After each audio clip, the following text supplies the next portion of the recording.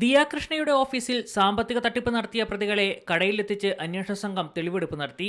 QR code വഴിയാണ് പ്രതികൾ പണം തട്ടിയെടുത്തത്. തെളിവെടുപ്പിനിടെ എങ്ങനെയാണ് പണം തട്ടിയെടുത്തതെന്ന് പ്രതികൾ അന്വേഷണ സംഘത്തിന് വിശദീകരിച്ച് നൽകി.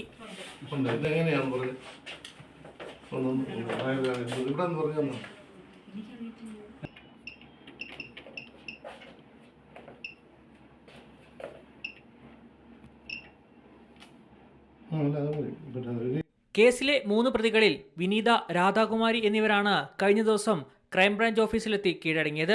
ഇനി പിടികൂടാനുള്ള ദിവ്യയ്ക്കായുള്ള അന്വേഷണം തുടരുകയാണ്. 40 ലക്ഷത്തിന്റെ തട്ടിപ്പാണ് ഇതുവരെ കണ്ടെത്തിയത്.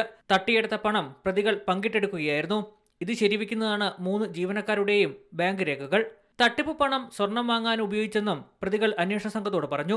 ദിയയുടെ സ്ഥാപനത്തിൽ നിന്നും 69 ലക്ഷം രൂപ ജീവനക്കാർ തട്ടിയെടുത്തെന്നാണ് കേസ്. സാധനങ്ങൾ വാങ്ങുന്നവരിൽ നിന്നും പണം ജീവനക്കാരുടെ QR കോഡ് ഉപയോഗിച്ചാണ് സ്വീകരിച്ചതെന്നും ഈ പണം ദിയയ്ക്ക് കൈമാറിയിട്ടില്ലെന്നുമായിരുന്നു പരാതി.